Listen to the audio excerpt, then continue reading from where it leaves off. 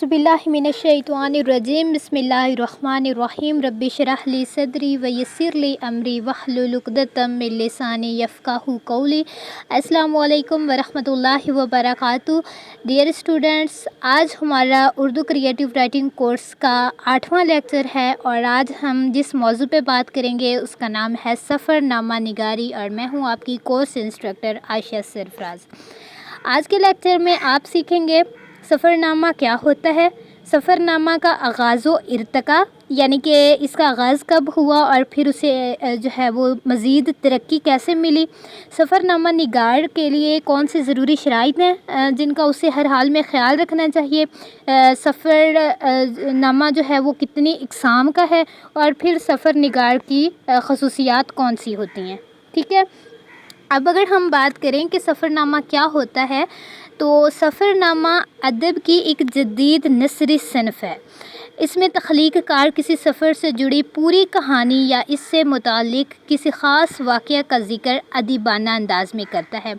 अदीबाना अंदाज़ में मतलब कि वो लिख के करता है। ठीक है, या फिर हम ये कह सकते हैं कि सफ़र अरबी ज़बान का लफ्ज़ है जिसके मानी मुसाफ़त करना है। ठीक है, यानी कि अगर आप एक सफ़र का अहवाल बयान कर रहे हैं तो उसे हम कहेंगे सफ़रनामा। और इसमें जो मुसन्निफ़ होता है या जो सफ़र निगार होता है वो अपने किसी ज़ाती सफ़र का हाल बयान करता है और इसमें ज़ाती तासुरात के साथ साथ ख़ारजी अहवाल, कुदरती मनाज़िर और मुख्तलिफ़ इलाक़ों और ममालिक के हालात बयान किए जाते हैं। ठीक है, उसके बाद अगर हम बात करें कि सफ़रनामा का आगाज़ और इर्तिका कैसे हुआ और कब हुआ, तो उर्दू का जो पहला सफ़रनामा है वो यूसुफ़ ख़ान कम्बलपोश का अजाइबात फ़रंग है जो 1847 में शाया हुआ। सर सैयद अहमद ख़ान ने 1870 में फिर सफ़र ईरान लिखा और 20वीं सदी में बेशुमार सफ़रनामे लिखे गए, लेकिन सफ़रनामों का जो बेहतरीन दौर है वो 1950 में शुरू हुआ और तकरीबन हर बड़े नसर निगार ने सफ़रनामे लिखे और अब ये रवाज आम हो गया है। अगर हम बात करें सफ़रनामा निगार के लिए ज़रूरी शराइत की, तो सफ़रनामा निगार का सफ़र करना ज़रूरी है। सबसे पहले ये चीज़ कि इसमें आप जो है वो कुछ भी खुद से नहीं लिख सकते, आपने सफ़र करना है और फिर सफ़र के अहवाल बयान करने हैं। सो सफ़र करना ज़रूरी है और सफ़रनामा निगार ऐसा आदमी हो जो काफ़ी इल्म और वसी मालूमात रखता हो। उसके बाद सफ़रनामा निगार में ये सलाहियत मौजूद हो कि वो क़ारईन की दिलचस्पी की हामिल और हैरान कर देने वाली चीज़ों को अपनी तहरीर में लाए। यानी कि जो क़ारीन हैं, जो उसके पढ़ने वाले हैं, उन तक वो ऐसी दिलचस्प चीज़ें पहुँचाए कि जो क़ारीन हैं उनकी जो दिलचस्पी है वो बढ़े और उन्हें अच्छा महसूस हो। इस इलाके के बारे में इन मालूमात को भी हासिल करे जो इसने नहीं देखी और इन मालूमात के बारे में अपने नताइज बयान करे और बेहतरीन अल्फाज में उनको बयान करने की सलाहियत भी रखता हो। अगर हम बात करें सफ़रनामा की इक़साम की कि जो सफ़र है वो कितनी उसकी इक़साम है, वैसे तो बहुत सी इक़साम है लेकिन जो मेन होती हैं वो होती हैं कारोबारी या तजारती सफ़र। ठीक है, सियासी सफ़र होता है, जंगी सफ़र होता है, जो लोग मुहिम पे जाते हैं मुहिमाती सफ़र और तसव्वुराती या ख़यालाती सफ़र।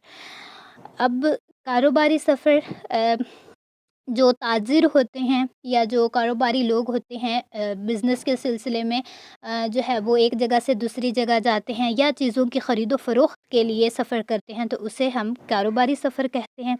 अगर हम बात करें सियासी सफ़र की तो सियासी हज़रात अपने ज़ाती और मुल्की सतह पर ताल्लुकात इस्तवार करते हैं ताकि खैर सगाली का जज्बा पैदा हो सके, उसे सियासी सफ़र कहा जाता है। जैसे अक्सर हमारे जो है वो सियासी वुज़रा, वज़ीर आज़म तो वो अक्सर जो है वो दौरे करते रहते हैं और मतलब मुख्तलिफ़ ममालिक के साथ जो है वो ताल्लुकात इस्तवार करते हैं। और इसी तरह फिर जंगी सफ़र हो जाता है जब मुख्तलिफ़ इलाक़ों और ममालिक के दरमियान जो ताल्लुकात हैं वो इस नहद तक पहुँच जाते हैं कि जंगी मैदान में दुश्मन का सामना करने की नौबत आ जाए।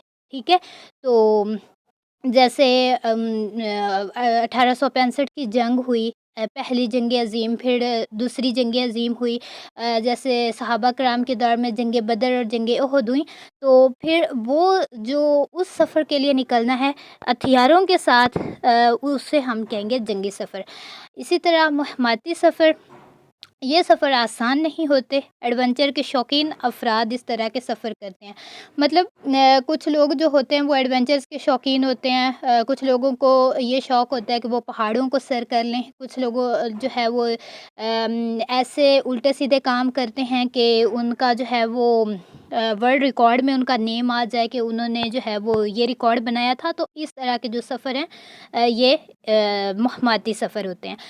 اسی طرح تصوراتی یا خیالاتی سفر، آپ جو ہے وہ بیٹھے بیٹھے تصور میں کسی بھی علاقے میں پہنچ جاتے ہیں، کسی بھی شہر میں چلے جاتے ہیں، تو یہ تصوراتی یا خیالاتی سفر ہوتے ہیں۔ یعنی کہ بعض اوقات انسان صرف تصورات کا سہارا لیتے ہوئے دوسری دنیاؤں میں چلا جاتا ہے۔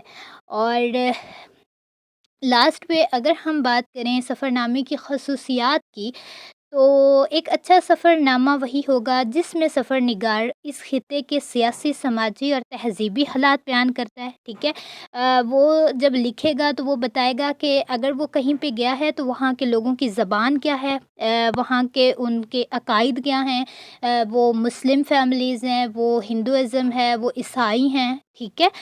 اس کے علاوہ ان لوگوں کے جو اوقات کار کیا ہیں، یعنی کہ جو ہے وہ مارننگ میں کیا کرتے ہیں، ان ایوننگ کیا ہوتی ہے، کیسی ہوتی ہے، ان کے کھانے پینے کی عادات کیسی ہیں، ان کا لباس کیسا ہے، ٹھیک ہے۔ اگر کوئی فصلیں وغیرہ ہیں تو وہ کس طرح کی ہیں، اور ہمیشہ یہ خیال رکھنا چاہیے آپ جو بھی تحریر لکھ رہے ہوں تو اس کا جو انداز ہے وہ رواں اور شگفتہ ہونا چاہیے، ٹھیک ہے۔ اور سیم یہی چیز سفر نامے کی بھی خصوصیت ہے، اور سفر نامے کا انداز بیان بھی دلچسپ ہوتا ہے، کیونکہ انسان جو ہے وہ فطری طور پر قصے سے جڑا ہوا ہے، اور جو سفر نگار ہے وہ اس کو ایک قصے کی صورت میں بیان کرتا ہے۔